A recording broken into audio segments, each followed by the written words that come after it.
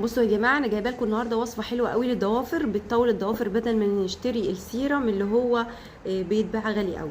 فتعالوا بقى نشوف السيرم اللي انا هعمله في البيت هنعمله ازاي. اهم حاجه يكون عندك ازازه، اي ازازه بس تكون لها فرشه. فانا هستخدم الازازه دي، غسلها كويس ومنشفاها، وهنحط فيها المكونات اللي انا هقول لكم عليها. يلا بينا نقول بسم الله.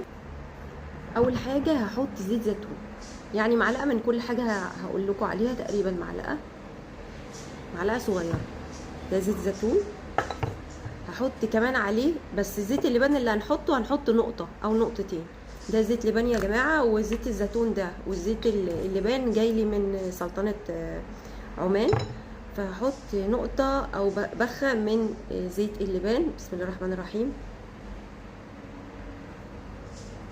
لا مش عارفه اعمل كده، فنميل الازازه كده اهو ونعمل كده. انا حطيت بختين. وايه تاني؟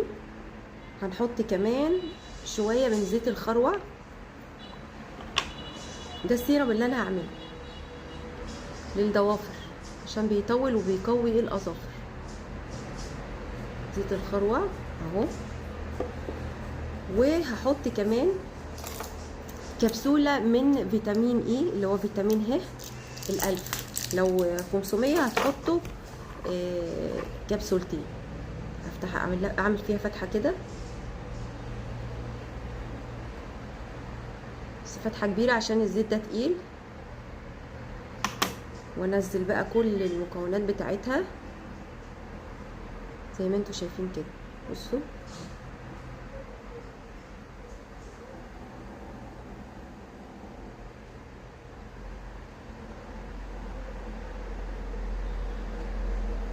اهو.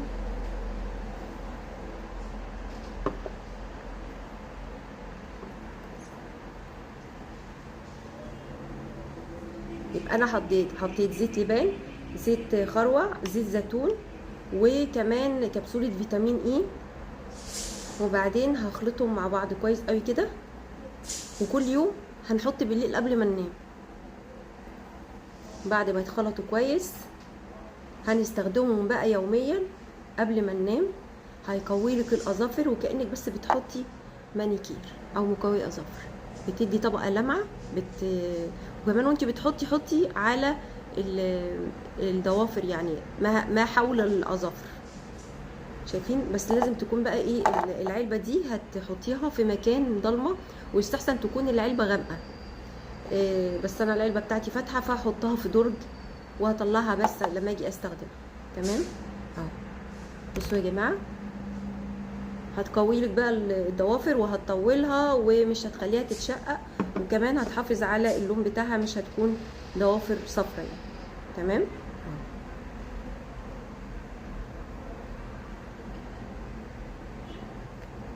ده بقى احطه فين؟ هحطه في درج. هو يا جماعه ده مقوي الاظافر اللي بيخلي الضوافر بتاعتك بيضه وقويه ومش هتتكسر بسهوله. شايفين؟ وكمان بتلمع. بس ده كان فيديو النهارده. لو مجموعه الفيديوهات دي عجباكم قولوا لي. وطبعا الوصفات دي انا مش بجيبها كده من دماغي، انا بتابع يعني دكاتره وناس متخصصين في الوصفات الطبيعيه، وحاجات انا بستخدمها اصلا، يعني حاجات انا بعملها لنفسي في البيت. علشان كده بحب اشارككم مع بالمعلومات اللي انا بكون عارفاها وبعملها لنفسي. بس دي كانت وصفه النهارده. استنوني ان شاء الله في وصفه جديده. رشاشين.